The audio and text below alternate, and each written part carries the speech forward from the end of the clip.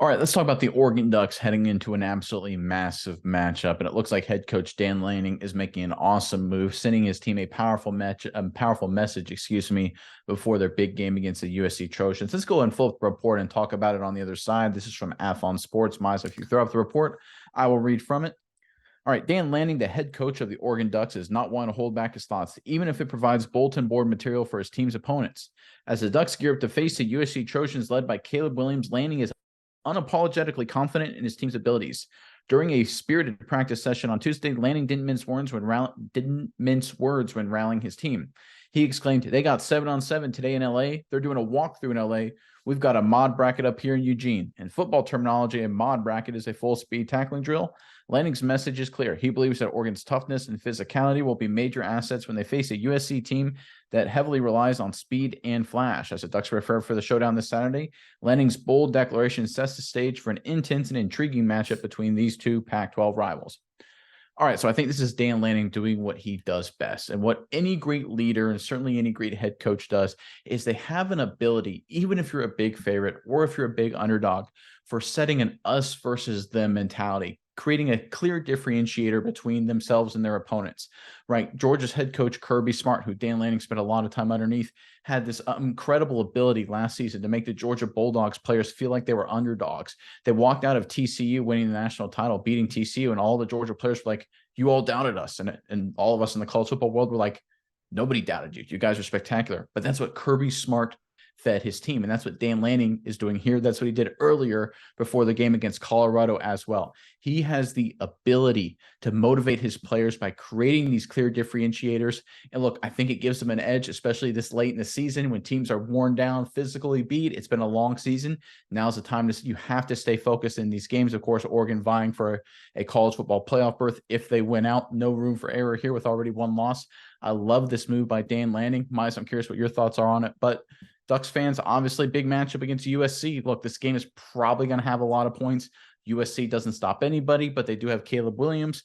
Let us know your prediction, final score of this game, Oregon versus USC, in the comment section below. But Miles, what do you think of Dan Lanning's move here and just the overall feeling in Oregon as to get ready to play USC? Yeah, Nick, I think it's a great move to fire up your guys. Like you said, give them a chip on their shoulder, even when they probably don't really have one. You're probably one of the best teams in college football. Great offense, great defense. There's a pretty well-rounded team. So if you can find a chip anywhere, you got to take it. And like you said, that's what the great leaders do. But when you look at the numbers, Nick, it's kind of true.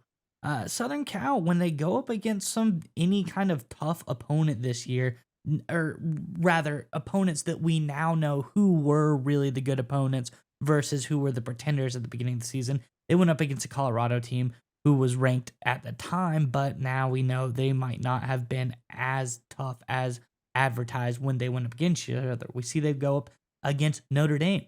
They were only able to put up 20 against Notre Dame, got the brakes beat off of them. They go up against Utah, another notoriously tough team. They get beat there. They go up against Washington, another tough team. They put up a lot of points against Washington, but Washington put up even more points on them. I think almost that Oregon is a combination of a team like Notre Dame and Washington combined. They have the offensive firepower and star power of a team like Washington, but they have that tough, gritty, yet nose to the grindstone defense like Notre Dame has. That Dan Lanning, that defensive minded guy, brings up a great defensive team. I think this is a team that is perfectly suited to go and face Southern Cal, a team notably who, when the road gets tough, they get going because they don't like the tough games so far this season. Although I could eat my words later on, but the proof is in the pudding so far. All three ranked teams on their schedule, they had pretty decisive losses too. Now, I think Caleb Williams is phenomenal. One of the, if not the best quarterback prospects we've ever seen in a long, long time. But there are problems when they go up against good defenses, and I think Oregon is just that. So I think this bulletin board material is great. I think it's going to get Oregon and the players going. But I think it's also kind of true. I think there's a lot of merit to what Dan Lanning's saying.